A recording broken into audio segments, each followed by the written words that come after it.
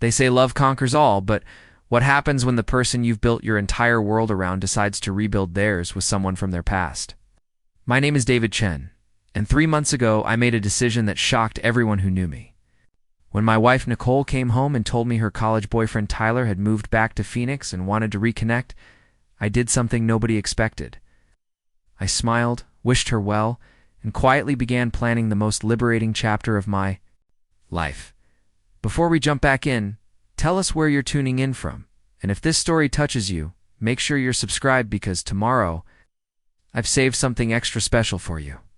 You see, most men would have fought, screamed, or begged. Most men would have demanded she choose. But I've learned something powerful about human nature that completely changed how I approach relationships. Sometimes the greatest act of love is knowing when to step aside. Sometimes the most devastating response to betrayal isn't tears or anger, it's complete indifference. Nicole thought she had me figured out. Reliable David, the graphic designer who worked from home, who always made her coffee in the morning, who never questioned her late nights at Pinnacle Solutions. She thought I'd crumble, fight for her, make it dramatic. She wanted the validation of my desperation. What she got instead was something far more unsettling: a man who valued himself too much to beg for scraps of affection. Phoenix summers are brutal, but our marriage had been cooling down long before the desert heat could touch it.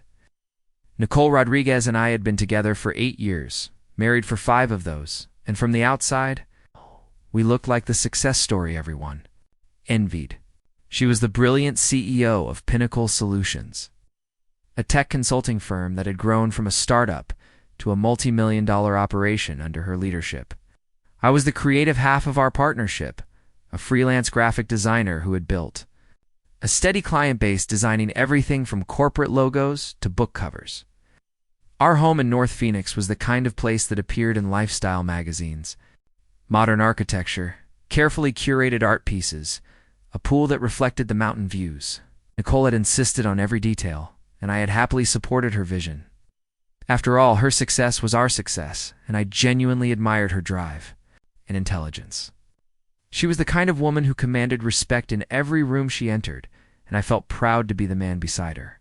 But somewhere along the way, we had stopped being partners and started being roommates who shared an address and a mortgage. Nicole's work consumed more and more of her time, and while I understood the demands of building an empire, I began to notice the subtle ways our connection had frayed. Conversations became status updates rather than genuine exchanges.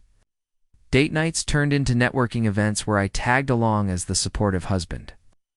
Our physical intimacy had become scheduled around her quarterly reports. I told myself, this was normal. Successful couples went through phases. Passion would return once she felt more secure in her business achievements. I threw myself into my own work, taking on bigger projects, building my portfolio, even considering opening my own design studio.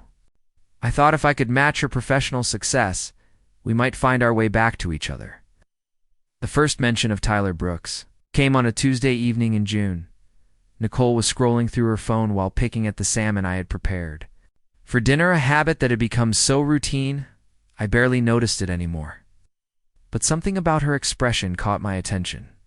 A slight smile, the kind that comes from pleasant surprise rather than social media entertainment.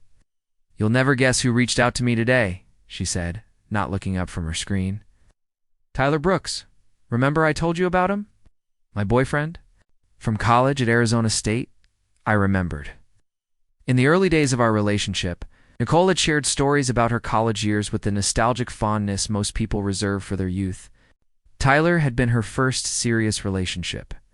The guy she thought she might marry before life took them in different directions after graduation. He had moved to California for some tech opportunity, and they had tried the long-distance thing for a while before mutually agreeing to let each other go. "That's nice," I replied, genuinely meaning it. "What's he up to these days?" "Actually, that's the interesting part. He's moving back to Phoenix. Got offered a position with one of the major firms downtown. He's divorced now, has a daughter, who's about 10, who's asking if I knew anything about the good school districts here." There was something in her tone that made me pay closer attention. Not just the words, but the way she delivered them, as if she was testing the waters of my reaction. I had learned to read Nicole's moods and motivations over the years, and this felt different from casual catching up with an old friend. "That's helpful that he reached out then," I said, keeping my voice neutral. "You know the area better than most." She nodded, but I could see her fingers moving across her phone screen, typing a response. The conversation moved on to other topics, but I noticed she kept glancing at her phone throughout the evening, and each time she did, a small smile would appear. Over the next few weeks, Tyler's name began appearing in our conversations with increasing frequency. Nicole would mention their text exchanges casually, updating me on his house hunting progress, his daughter's adjustment to the move, his opinions on various Phoenix neighborhoods. She seemed energized by these communications in a way that reminded me of how she used to talk about new business ventures that excited her. I found myself paying closer attention to her patterns. Nicole had always been meticulous about her appearance, but I noticed she was taking extra care with her outfits, even for routine errands. She started going to a new salon, getting her hair styled in a way that looked effortlessly elegant but clearly required professional expertise. Her perfume changed, too, from the light floral scent she had worn for years to something deeper, more complex. The shift was subtle enough that I might have missed it if I hadn't been looking, but once I started noticing, the signs became impossible to ignore. Nicole was preparing for something or someone, and it wasn't me. Confirmation came 3 weeks later, when she announced that Tyler had invited her to lunch to discuss the Phoenix business landscape. Professional networking, she called it, explaining that his new company was looking for consulting partners, and she thought Pinnacle Solutions might be a good fit. I watched her get ready that morning with the careful attention of someone studying a work of art. Every detail was considered, from the way she styled her hair to the jewelry she selected. This wasn't the outfit of someone going to a routine business lunch. This was the presentation of a woman who wanted to make an impression. "Have a good meeting," I said, kissing her cheek as she headed out the door. She seemed almost surprised by the gesture, as if she had expected me to ask more questions or express some form of concern.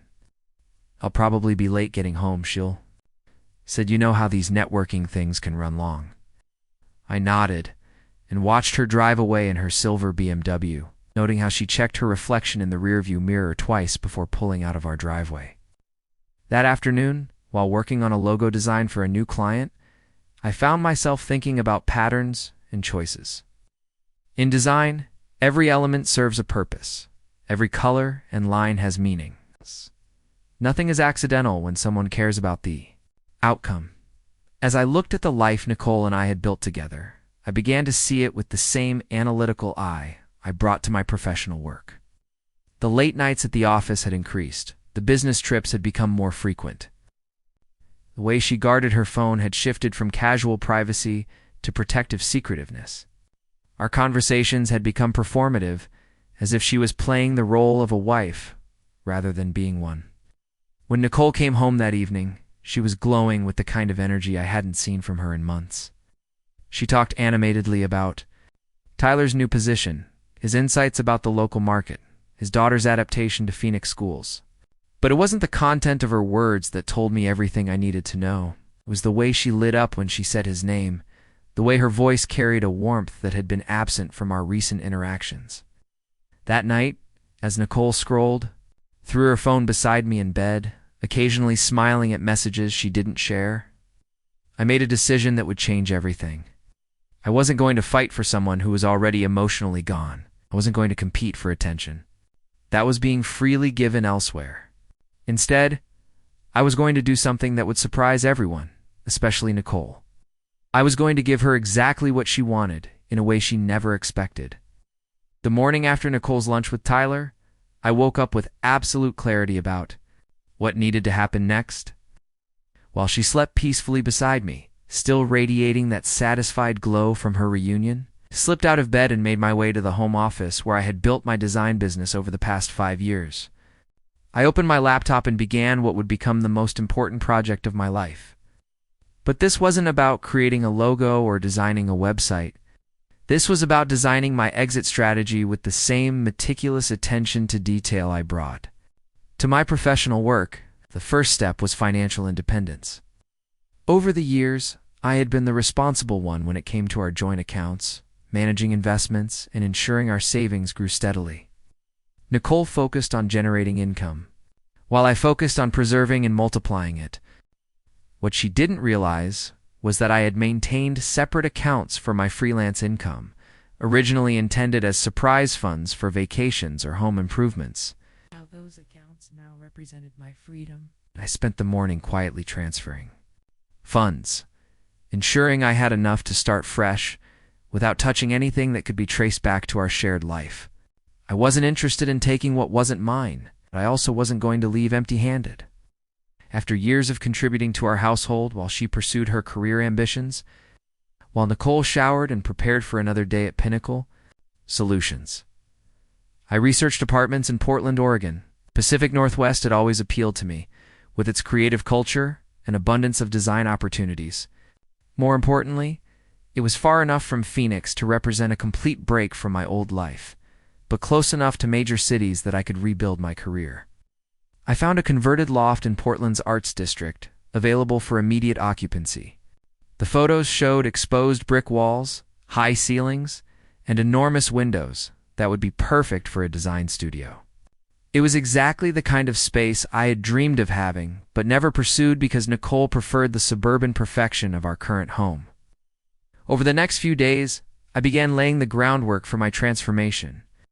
I contacted my most loyal clients, the ones who valued my work enough to follow me anywhere, and mentioned I was considering a move to expand my business. Their responses were overwhelmingly supportive, with several expressing interest in maintaining our working relationships regardless of geography. I researched name change procedures in Arizona, discovering it was surprisingly straightforward for someone with no criminal history or outstanding debts. I selected the name Marcus Chen, keeping my family name, but choosing a first name that felt like the person I was becoming rather than the person I had been. Preparing and narrating this story took us a lot of time, so if you are enjoying it, subscribe to our channel. It means a lot to us. Now back to the story. The symbolic power of this choice wasn't lost on me. David had been the accommodating husband, the supportive partner who bent his life around Nicole's ambitions. Marcus would be the independent man who created his own path without apology or explanation. Meanwhile, Nicole's relationship with Tyler was progressing exactly as I had predicted. Their lunch meetings became regular occurrences, always framed as business discussions, but extending well into the evening hours. She would come home energized and talkative, sharing details about Tyler's life that had nothing to do with professional networking. She told me about his daughter Emma, how challenging it had been for him to navigate single parenthood after his divorce. She described his new downtown office, his plans for expanding his client base, even his struggles with finding good hiking trails around Phoenix. These weren't the conversations of business associates. They were the intimate exchanges of two people rediscovering each other. I maintained my role as the understanding husband, asking appropriate questions and offering supportive comments. But internally, I was documenting every detail, every shift in her behavior, every sign that she was emotionally investing in someone else, while pretending our marriage was simply going through a routine phase. The breakthrough moment came on. A Friday evening when Nicole announced she would be working late on a client presentation. She kissed my cheek with the casual affection of long married routine and promised to grab dinner on her way home. I wished her luck and settled in for what I told her would be a quiet night of design work. Instead, I drove to downtown Phoenix and positioned myself with a clear view of Pinnacle Solutions office building. Nicole's BMW was in the parking garage, but the office floors were dark. She wasn't working late. She was somewhere else with someone else, maintaining the fiction of professional obligations while pursuing personal desires. I didn't need to follow her or confront her. I had all the confirmation I needed. Nicole had made her choice, even if she wasn't ready to admit it openly. She was keeping me as her safety net while exploring possibilities with Tyler, hoping to have both security and excitement without having to sacrifice either.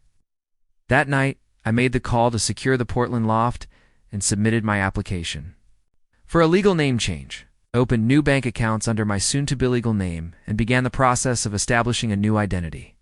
Every action was deliberate, every step calculated to ensure my complete disappearance from Nicole's life once I was ready to execute my plan. The most challenging part was maintaining normalcy while planning my escape. Nicole was so absorbed in her rekindled connection with Tyler that she barely noticed my quieter demeanor or the way I had started declining social invitations with our mutual friends. She was living in two worlds simultaneously, and as long as I didn't disrupt either one, she seemed content to let our marriage coast on autopilot.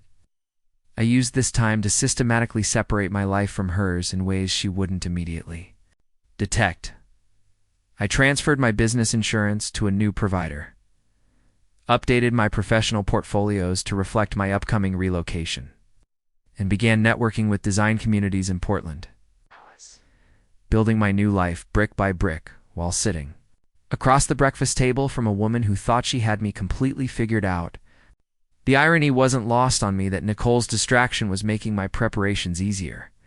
She was so focused on managing her double life that she failed to notice I was creating a single life that didn't include her.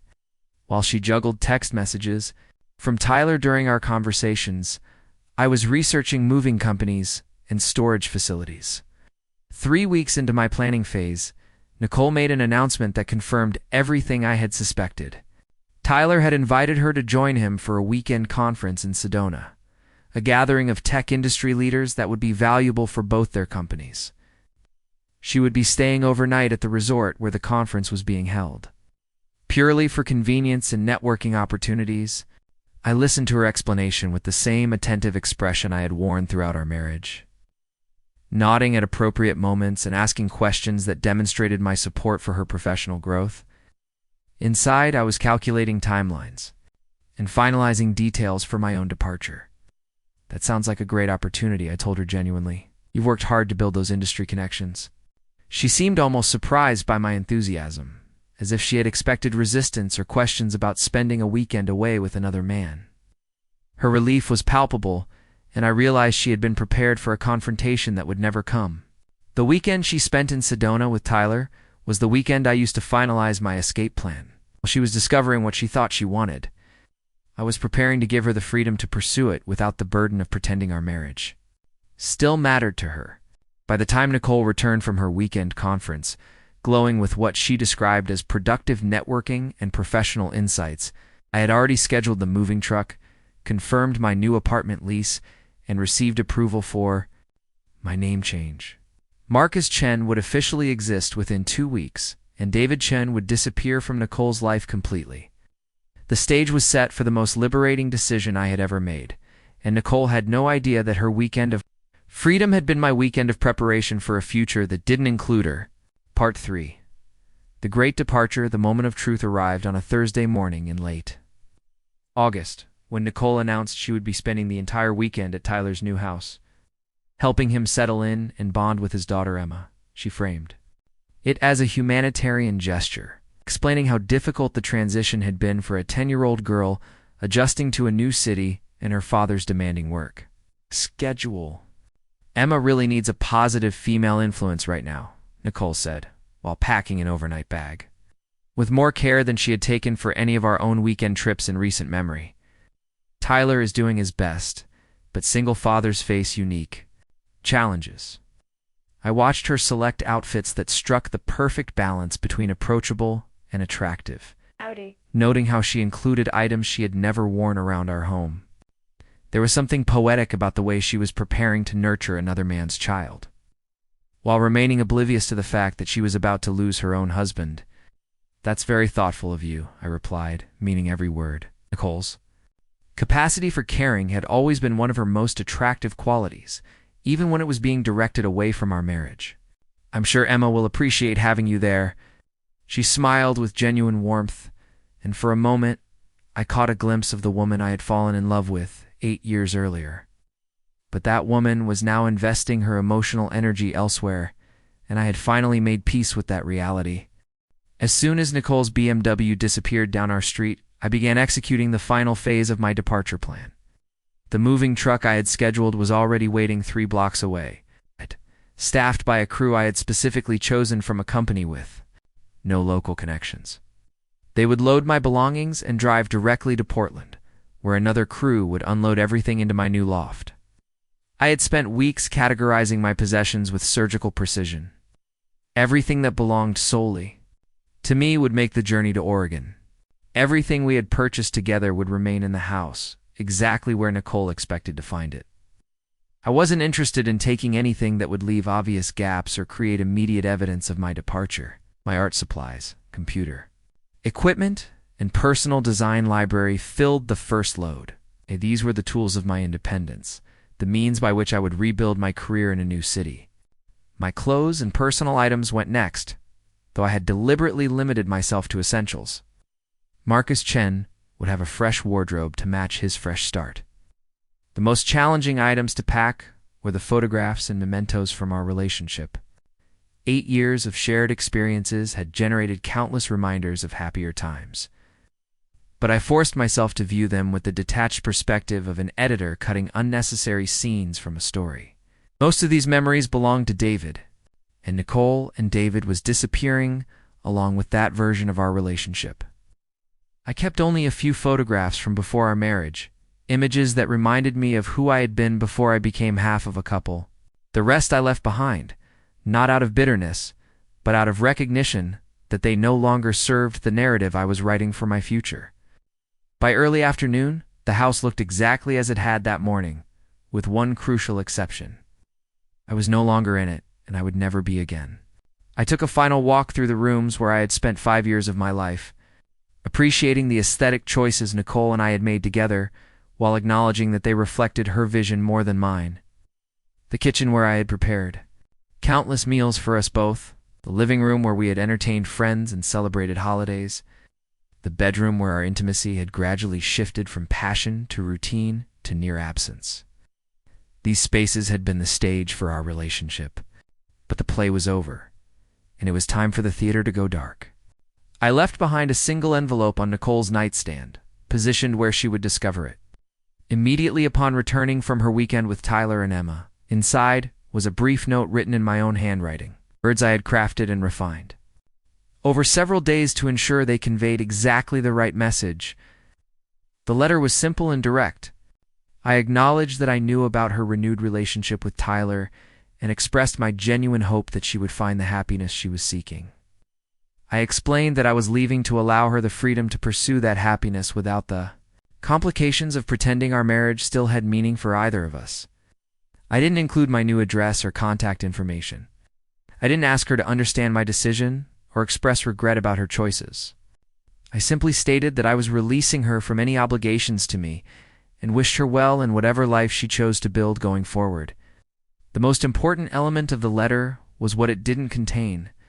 No accusations, no demands for explanations, no attempts to make her feel guilty about her affair with Tyler.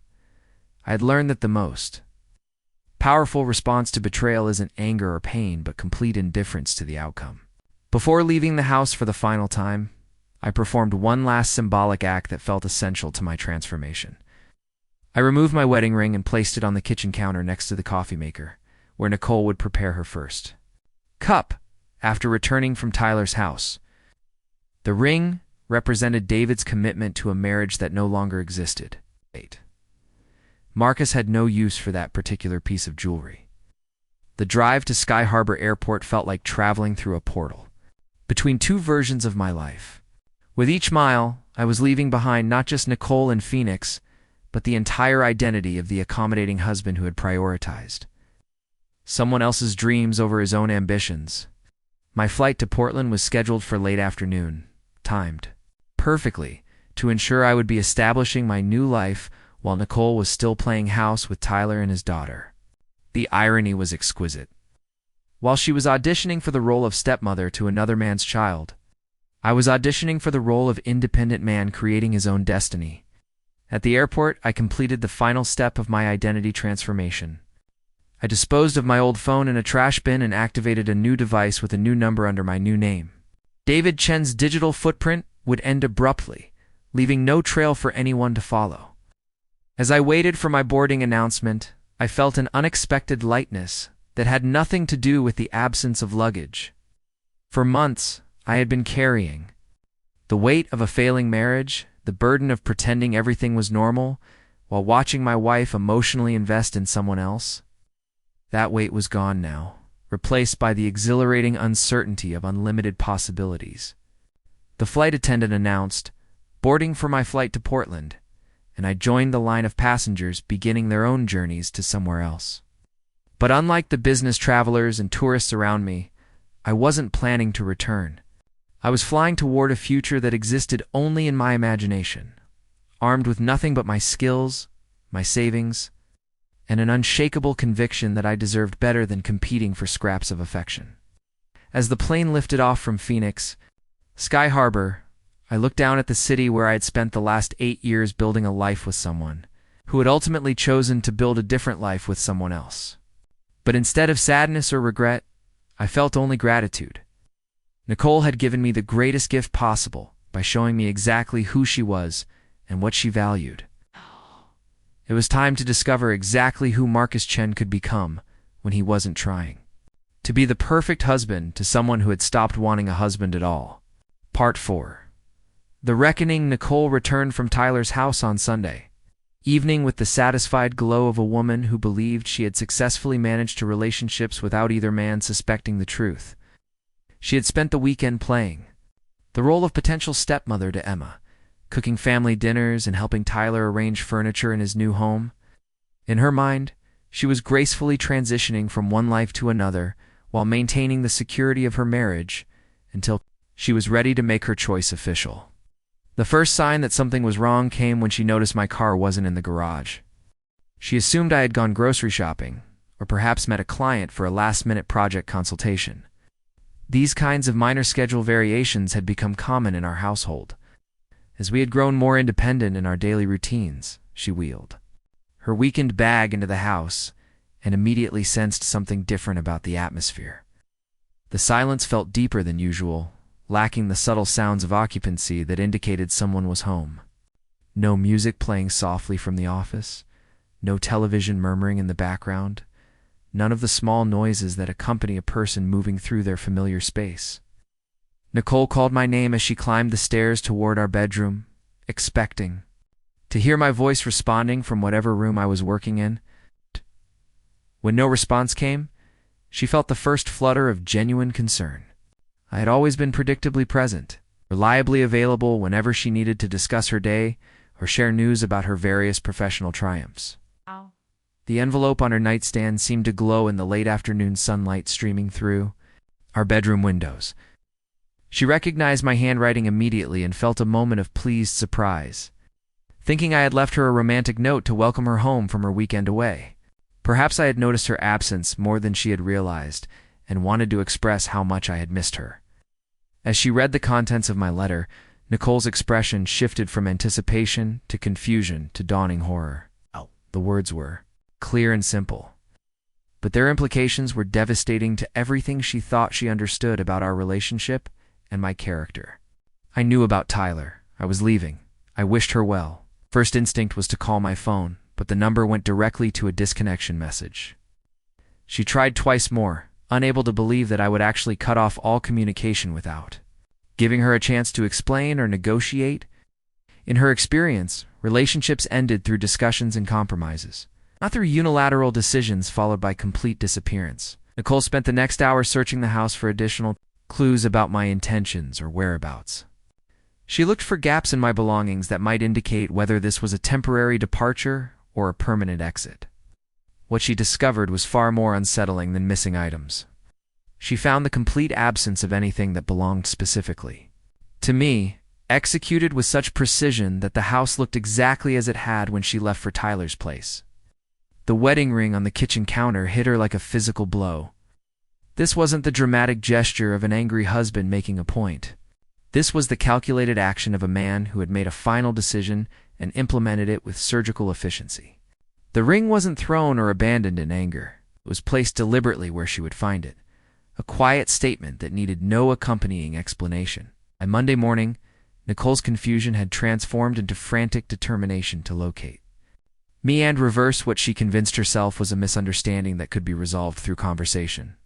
She contacted my known clients only to discover that I had already informed them of my relocation too. Portland and had provided them with new contact information she didn't possess. The revelation that I had planned this departure far in advance, rather than acting on impulse, was more disturbing to Nicole than the departure itself. It meant I had been observing her relationship with Tyler, while maintaining perfect normalcy in our daily interactions. It meant I had been strategizing and preparing while she thought she was successfully managing both relationships without detection. Nicole hired a private investigator, convinced that my disappearance was the result of some kind of emotional breakdown that had temporarily clouded my judgment. She provided the investigator with every detail she could remember about my habits, preferences, and possible destinations. Certain that I would be found within days and could be convinced to return home for a rational discussion about our future. The investigator's report arrived 3 weeks later with information that shattered Nicole's remaining illusions about the situation. I had legally changed my name to Marcus Chen and had established legal residency in Portland, Oregon. I had opened new bank accounts, secured a business license, and was already actively working with multiple design clients in the Pacific Northwest. This wasn't a temporary escape or emotional crisis. This was a complete life restructuring, executed with methodical precision. Meanwhile, Tyler had become increasingly frustrated with Nicole's distraction and emotional unavailability. He had expected her separation from me to be a formality that would quickly lead to their relationship becoming public and official. Instead, he found himself competing with my ghost for Nicole's attention and emotional energy.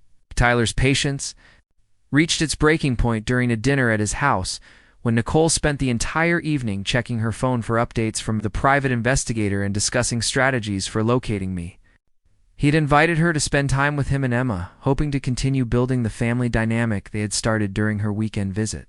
Instead, he found himself listening to endless speculation about my motivations and whereabouts. I don't understand why you're so obsessed with finding someone who clearly doesn't want to be found, Tyler said finally, his frustration evident in his voice. He left you a letter explaining his decision. He wished you well. What more closure do you need? Nicole's response revealed the depth of her inability to accept my choice. She insisted that I couldn't have meant what I wrote, that years of marriage don't end with a simple letter, that I must be suffering from some kind of psychological crisis that was preventing me from thinking clearly about our relationship. Tyler realized with growing clarity that Nicole wasn't ready to move forward with him, because she was still emotionally entangled with me, despite my obvious desire to be free of any connection to her. He was competing not with my presence, but with my absence, and that was a competition he couldn't win through any conventional means. Emma, Tyler's daughter, had initially welcomed Nicole's attention and seemed excited about the possibility of having a female figure in her life. But children are remarkably perceptive about authentic emotion, and Emma began to sense that. Nicole's focus was divided between present moments with their family and obsessive thoughts about someone else entirely. The breaking point came 6 weeks after my departure, when Nicole received notification that I had filed for divorce through an attorney in Portland. The legal documents were professionally prepared and clinically detached, seeking only the dissolution of our marriage, with no requests for alimony, property disputes, or prolonged negotiations. Wanted nothing from her except freedom from any legal connection to our former relationship. Nicole's response was to immediately contact my attorney, demanding my direct contact information and insisting that such a significant decision required face-to-face discussion between the parties involved. The attorney politely explained that I had specifically requested no direct communication and that all matters related to the divorce would be handled through legal representation. This final rejection of her attempts to reestablish contact triggered something desperate in Nicole's behavior. She began calling the attorney's office multiple times daily, alternating between tearful pleas for my contact information and angry demands that I be forced to communicate with her directly. She hired her own attorney to explore options for compelling me to return to Arizona for mediation or counseling. Tyler watched this escalating obsession with growing alarm and diminishing patience. The woman he had reconnected with and fallen in love with was disappearing into a consuming fixation on a man who had rejected her completely. The confident, successful CEO who had attracted him was becoming someone he barely recognized. Someone whose emotional stability seemed to depend entirely on my acknowledgement of her existence. The final confrontation between Nicole and Tyler took place in his living room, while Emma was at a sleepover with friends. Tyler had planned to discuss their future together and his growing concerns about Nicole's inability to let go of her past. Instead, he found himself delivering an ultimatum that neither of them had seen coming. Part 5. Rebirth. Tyler's ultimatum was delivered with the quiet finality of a man who had reached the end of his emotional reserves. I can't compete with someone who isn't even here, Nicole. You need to choose between building a future with me and Emma chasing a ghost who has made it clear he wants nothing to do with you. Nicole stared at him in disbelief, unable to comprehend how he could reduce her a-tier marriage to such simple terms. In her mind, Tyler didn't understand the complexity of the situation or the depth of connection that couldn't simply be severed by a letter and a legal filing. She tried to explain that she needed closure. She couldn't move forward without understanding why. I had chosen such a drastic response to what she saw as a manageable marital crisis. This isn't about closure, Tyler replied, his voice heavy. With resignation, this is about control. You can't accept that someone chose to walk away from you without a fight. But David made his choice, and now I'm making mine. The relationship that had begun with such promise and excitement ended with Tyler asking Nicole to leave his house and not return until she had resolved her obsession with her former husband. Emma, who had grown attached to Nicole despite the brief duration of their relationship, cried when she learned that Nicole wouldn't be coming around anymore. Meanwhile, 3,000 miles away in Portland, I was experiencing the most creatively productive period of my adult life. The converted loft I had chosen proved to be the perfect environment for artistic inspiration. With its soaring ceilings and abundant natural light, creating an atmosphere that energized rather than constrained my imagination. Working under my new identity as Marcus Chen, I had attracted a roster of clients who appreciated both my technical skills and my fresh perspective on visual storytelling. Without the emotional drain of maintaining a failing marriage, I found myself capable of creative risks and innovative solutions that had been beyond my reach during the later years with Nicole. I had also begun exploring Portland's vibrant arts community, attending gallery openings and design workshops where I met other creative professionals who shared my passion for pushing artistic boundaries. For the first time in years, I was socializing as an individual rather than as half of a couple, discovering aspects of my personality that had been dormant during my marriage. One evening, while working late in my studio, I received an unexpected visitor. Sophia Baker, a photographer whose work I had admired at a recent gallery showing, had stopped by to discuss a potential collaboration on a project combining her portraits with my graphic design elements. What began as a professional consultation evolved into a conversation that lasted until dawn, covering everything from artistic philosophy to travel dreams to favorite coffee roasters in the neighborhood. Sophia represented everything that had been missing from my relationship with Nicole. She was genuinely interested in my thoughts and opinions, curious about my creative process, and engaged with the present moment rather than constantly distracted by external obligations or hidden agendas. When she asked about my past, I shared the basic facts of my recent divorce without dwelling on the details or seeking sympathy for my circumstances.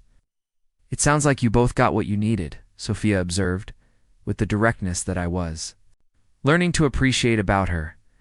She got the freedom to pursue what she really wanted. And you got the freedom to discover who you are without trying to be what someone else needs. 3 months after my arrival in Portland, I received a call from attorney James Parker, who had been handling my divorce proceedings. Nicole had finally agreed to sign the papers, but not without attaching a lengthy letter requesting that he forward her contact information to me. She wanted to meet in person to discuss what she called unfinished business between us. I instructed attorney Parker to complete the divorce proceedings without forwarding Nicole's letter or contact information. I had no interest in revisiting decisions that had already proven their wisdom through the positive changes in my life. The woman who had needed to explore her options with another man while keeping me as a backup plan was not someone whose opinion about my choices held any relevance for my future. The divorce was finalized on a Tuesday morning in November. I celebrated by taking Sophia on a hiking trip through the Columbia River Gorge, where we photographed waterfalls and discussed plans for a joint exhibition of our collaborative work. The legal end of my marriage to Nicole felt less like a conclusion, and more like the official recognition of a transformation that had already taken place months earlier. I learned through mutual acquaintances that Nicole's obsession with contacting me had ultimately cost her the relationship with Tyler as well. Her inability to accept my rejection had convinced him that she wasn't emotionally available for the kind of partnership he was seeking.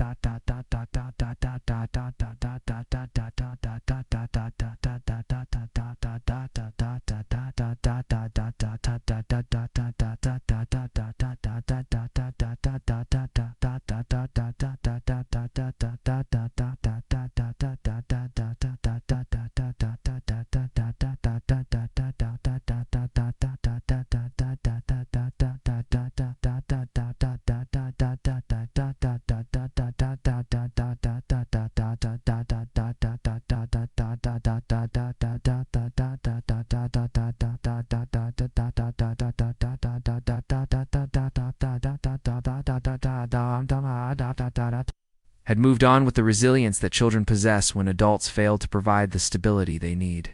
Nicole eventually sold Pinnacle Solutions and moved to Seattle, apparently seeking her own fresh start in a new city.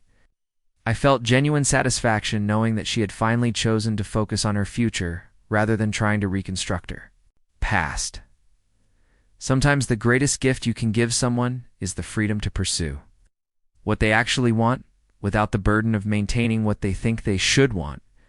On a crisp December morning, while preparing coffee in my studio kitchen, I realized that I no longer thought of myself as someone who had been abandoned or betrayed.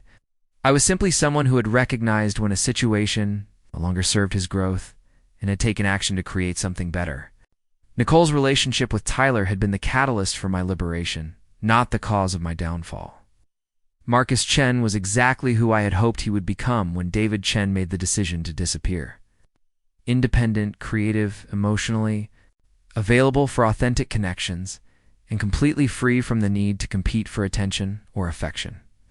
The man who had once begged life for scraps had learned to prepare his own feast. Up next, you've got two more standout stories, right? On your screen, if this one hit the mark, you won't want to pass these up. Just click and check them out.